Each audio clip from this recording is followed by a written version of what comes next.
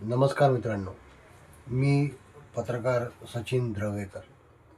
नुकताच मी एक व्हिडिओ केला होता जलप्रदाय विभागाचे जे प्रायव्हेट ऑपरेटर आहेत त्यांच्या संदर्भातला, त्यांच्या कारभारासंदर्भातला. त्यावेळेसच मी म्हणालो होतो की तो जो विषय होता तो विषय एका व्हिडिओत होणारा नव्हता, म्हणून दुसरा जो राहिलेला विषय होता की पाण्याच्या बिलासंदर्भात. तर मी तुम्हाला तेव्हाच म्हटलं होतं की मी याच्यासाठी एक वेगळा व्हिडिओ करेल, पण काही कारणास्तव तो मी बनवू शकलो नाही.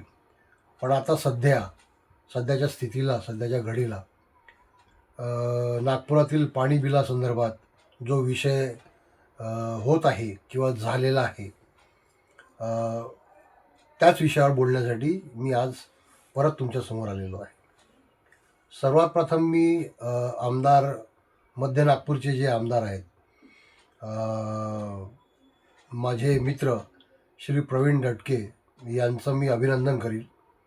कारण की त्यांनी आता नुकताच नागपूर महानगरपालिकेचे जे आयुक्त आहेत अभिजित चौधरी यांना भेटून त्यांनी जे निवेदन दिलेलं आहे, त्या निवेदनामध्ये ज्या ज्या गोष्टी त्यांनी मांडलेल्या आहेत त्या अत्यंत काय म्हणता येईल त्याला, खऱ्या आहेत.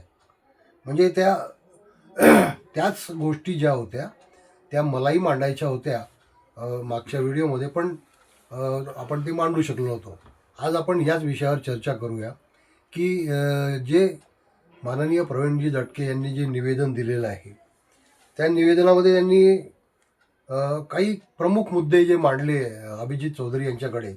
त्याच्यामध्ये पहिला मुद्दा होता की पाणी अनियमित येतं आणि पाण्याचे वाढीव बिलं जे आलेले आहेत त्याच्यामध्ये तत्काळ त्यांनी दुरुस्ती करावी किंवा त्यांना रद्दच करावे. मीटर रिडिंग घेताना पारदर्शकता राखावी. ज्या भागात पाणीपुरवठा नियमित नाही त्या भागात बिल आकारणीबाबत पुनर्विचार करावा किंवा तक्रारीच्या नोंदी व निवारणीसाठी वेगळा हेल्पडेस्क सुरू करावा. या अशा त्यांच्या काही प्रमुख मागण्या होत्या. त्यांनी जे प्रश्न उचलले हे आताचेच नाही आहे. म्हणजे माझा प्रतापनगरमध्ये राहणारा एक जो मित्र आहे त्यांनी मला जवळपास 6 महिन्याआधी त्याच्याकडे जे पाण्याचे जे बिल आहेत ते वाढून आलेले आहे असं त्यांनी मला सांगितलं. तर मी म्हटलं यार, आणि आता जसं दर महिन्याला आजकाल बिलं येतात आहे, तसं पाहिलं तर नागपूर महानगरपालिका आणि OCW यांचा करार जलप्रदायासाठी जेव्हा सुरू झाला त्या डे 1 पासून त्या करारामध्ये नमूद आहे की नागपूर शहरामध्ये पाण्याची जी बिले आहे ती 3 महिन्यांनी एकदा रेसिडेन्शियल लोकांकडे यायची आणि महिन्या कमर्शियल लोकांकडे जायची. पण रेसिडेन्शियल लोकांना सुद्धा ही बिलं दर महिन्याला आली पाहिजे असं त्या करारात नमूद होतं. आता तुम्ही म्हणाल हे तुम्हाला कसं माहिती? माझ्याशिवाय दुसऱ्या कोणाला माहिती आहे? कारण की मी 12 वर्ष OCWमध्ये काम केलेलं आहे, OCWच्या त्या भागातून काम केलेलं आहे. तर हे करारामध्ये नमूद होतं आणि त्याच्यासाठी पुन्हा आपल्याला अभिनंदन करावं लागेल आमदार प्रवीण दटके यांचं, जे त्या काळामध्ये जलप्रदाय समिती अध्यक्ष होते नागपूर महानगरपालिकेचे. माझा त्याचा परिचय तेव्हापासूनचा आहे आणि त्यांनी जलप्रदाय विभागाचे जलप्रदाय समिती अध्यक्ष म्हणून काम केलं असल्यामुळे त्यांना या विषयामध्ये भरपूर माहिती आहे आणि हा जो कॉन्ट्रॅक्ट झाला त्याची पण त्यांना सविस्तर माहिती आहे. तर हे विषय असा होता की दर महिन्याला हे बिलं करायचे होते. त्याच्या मागचा उद्देश असा होता की दर महिन्याचं बिल कसं येईल की आपण दर महिन्याच्या 30 तारखेला, म्हणजे 30 दिवसाची बिलिंगची ती सायकल असेल. म्हणजे दर महिन्याच्या 30 तारखेला मीटर रीडर तुमच्याकडे येऊन तुमचं मीटर रिडिंग घेऊन जाईल. म्हणजे 30 दिवसाचं बिल तुमच्याकडे दर महिन्याला येईल पाण्याचं बिल. जर ती प्रोसेस झाली असती तर पाण्याचे बिलं तुमच्याकडे खरंच कमी आले असते. पण याच्यामध्ये फार मोठी चलाकी करण्यात आली.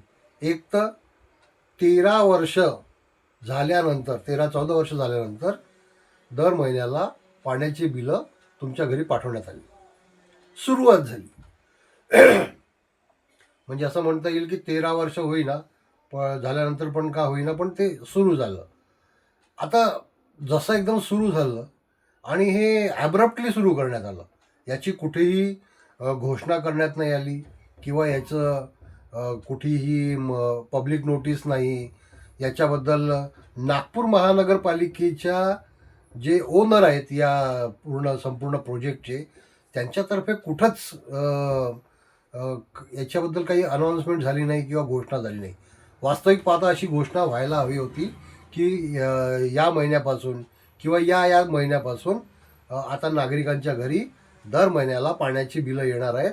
आता 3 महिन्याचा जो कालावधी जो आधी होता तो बंद करण्यात येतो आहे. 1 महिन्याचे बिल येतील. लोकांना त्याची सवय लागली असती, लोकांपर्यंत ती माहिती गेली असती. पण यांनी काय केलं, अकस्मात ते सुरू केले आणि यांनी सायकलिंग जे करणं आहे, म्हणजे मीटर रिडिंग जे करणं आहे, ते कुठं 40 दिवसात, कुठं 50 दिवसात, कुठं 2-2 महिन्यांनी मीटर रिडिंग घेतलं आणि सरसकट तसे बिलं पाठवले. त्याच्यामुळे बिलं वाढून येणारच याची हमखास लोकांना हे होती. मी तुम्हाला एक उदाहरण दिलं. माझ्या मित्रांनी 6 महिन्याआधीच मला ही कंप्लेंट केली होती. तेव्हा मी त्याला म्हटलं की तू नागपूर महानगरपालिकेचे जे डेलिगेट्स आहेत, म्हणजे लक्ष्मीनगरचे जे झोन डेलिगेट आहे, त्यांना जाऊन भेट, कारण की तुझ्या प्रश्नाचं उत्तर तिथंच मिळेल. तेच तुला सांगतील काय करायचं. तर त्याचं बिल तेव्हा कमी करून देण्यात आलं आणि त्याने ते बिल भरलं. मी त्याचं नाव मुद्दाम इथे सांगत नाही आहे, कारण की उद्या कदाचित त्याच्यावर काही अजून काही त्याच्यावर आक्षेप घेण्यात येईल किंवा काही करण्यात येईल. असं बरेच लोकांनी त्यावेळेस लक्ष्मीनगर झोनमध्ये जाऊन आपली बिलं कमी करून घेतली आणि बिलं भरली. पण प्रायव्हेट ऑपरेटरनी कुठंही याच्यामध्ये दुरुस्ती केली नाही किंवा काही त्याच्यामध्ये लोकांना दिलासा देण्याचा प्रयत्न केला नाही. आता जेव्हा माननीय आमदार प्रवीणजी दटके हे निवेदन घेऊन गेले, तेव्हा खुद्द कमिशनरांनीच हे स्वीकार केलं की हो, असे बिलं कदाचित वाढून आलेले आहेत. हे आपण याच्यावर रद्द करूया किंवा काय करूया, ते डिसिजन ते घेतील, त्यांचं डिसिजन ते घेतील. पण हा विषय म्हणजे फार महत्त्वाचा आहे. मागच्या वेळेस चर्चा करताना आपण NRWचा विषय घेतला होता की प्रायव्हेट ऑपरेटरनी अकस्मात प्रेसमध्ये रिलीज दिल्या. म्हणजे मी बऱ्याच वर्तमानपत्रात वाचला, आपण त्याच्यावर व्हिडिओ पण केला होता की NRW म्हणजे नॉन रेव्हेन्यू वॉटर, बेहिशोबी पाणी जे आहे ते 49% 29% आलं. 29 का 21% जे काही आलं. मी तेव्हाही हा प्रश्न विचारला होता की नागपूर महानगरपालिकेच्या आयुक्तांनी किंवा जलप्रदाय विभागाच्या सुपरिटेंडिंग इंजिनियरनी एक प्रेस वार्ता घेऊन हे आकडे घोषित का नाही केले की बाबा नागपूर महानगरपालिकेने किती सक्सेसफुली 49% NRW 21 किंवा 29% आणला, तेही फक्त 6 महिन्याच्या कालावधीत. मित्रांनो, त्याच्यामधलं कारण पण हेच आहे. हे दर महिन्याचं जे बिलिंग जे चांगलं करण्यासाठी करण्यात आलं होतं की बाबा लोकांची बिलं कमी होतील, लोकांना कमी बिलं मिळतील आणि लोकांना आर्थिक भार सहन करावा लागणार नाही. पण त्याच्यामध्ये काय झालं, आर्थिक भारही सहन करावा लागून राहिला लोकांना आणि फायदा कोणाचा झाला? फायदा झाला प्रायव्हेट ऑपरेटरचा. यांचा व्हॉल्यूम वाढला, बिलिंग व्हॉल्यूम वाढला, त्याच्यामुळे यांची ती NRW कमी दिसला आणि यांनी फटाकसे त्याची घोषणाही करून दिली की एवढा NRW कमी केला. पण त्याच्या मागचे कारणं काही झाले नाही ना. त्यावेळेस आयुक्तांनी पत्रकार परिषद घेऊन पब्लिक नोटीसद्वारे हे कळवलं की आम्ही NRW कमी केला ना. आता जेव्हा दर महिन्याचं बिलिंग सायकल सुरू झालं, त्याच्यासुद्धा घोषणा नागपूर महानगरपालिकेच्या अधिकृत कोणी पण केली नाही. नागपूर महानगरपालिकेच्या अधिकृत अभियंत्यांनी किंवा कमिशनरांनी याची कुठे घोषणा केली नाही. आता कदाचित मला असं वाटतं की माननीय प्रवीण दटके यांच्या मध्यस्थीनंतर आता ते अभिजित चौधरी यांना जाऊन भेटले, तर आता याच्यामध्ये कदाचित काही इन्व्हेस्टिगेशन होईल आणि NRW 49वरून 21वर 29वर कसा आला, दर महिन्याचं बिलिंग अचानक सुरू कसं झालं, प्रेसमध्ये बातम्या कशा आल्या, या सर्वांचा उलगडा कदाचित अभिजित वंजारी यांनी जर दखल दिली आणि जर बघितलं तर नक्कीच होईल. नागरिकांना पण याचा फायदा होईल. माझी महानगरपालिका आयुक्तांनाच नम्र विनंती आहे की त्यांनी कदाचित कोणी माझा व्हिडिओ हा त्यांच्यापर्यंत पोहोचू शकेल तर योग्यच होईल. तर या बाबतीमध्ये त्यांनी दखल घ्यावी. पूर्णपणे थरोली इन्व्हेस्टिगेट केल्यानंतर आपल्यालाच कळेल की दर महिन्याचं जे बिलिंग आहे त्याच्यामध्ये लोकांचे किती बिलं वाढले.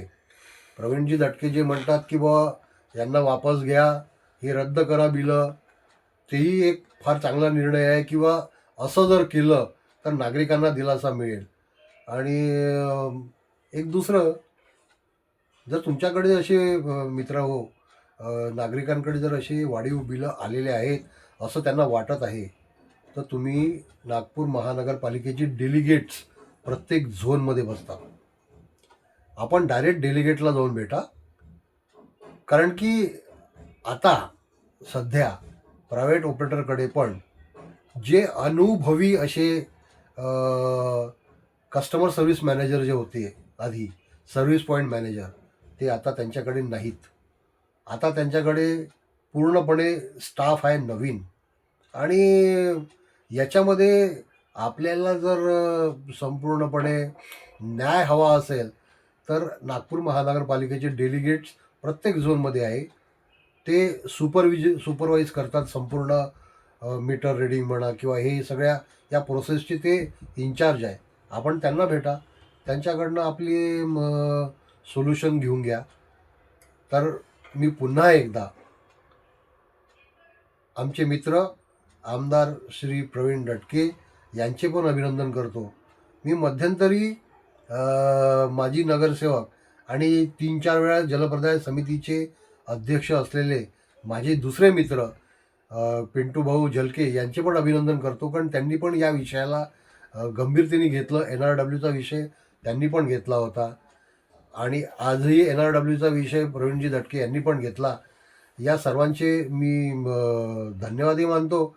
आणि कुठंतरी माझा व्हिडिओसुद्धा याला कारणीभूत ठरला, लोकांपर्यंत बरोबर व्यवस्थित माहिती गेली, त्याबद्दल मी माझे स्वतःचेच धन्यवाद म्हणणार नाही. पण माझ्या व्हिडिओच्या मार्फत जर अशी जनजागृती होत असेल किंवा नागरिकांपर्यंत एक चांगले मेसेज जात असेल तर मी या यूट्यूब चॅनलचे पण धन्यवाद देतो. कारण की त्यांच्यामार्फत मी लोकांपर्यंत पोहोचतो आहे. धन्यवाद. नमस्कार.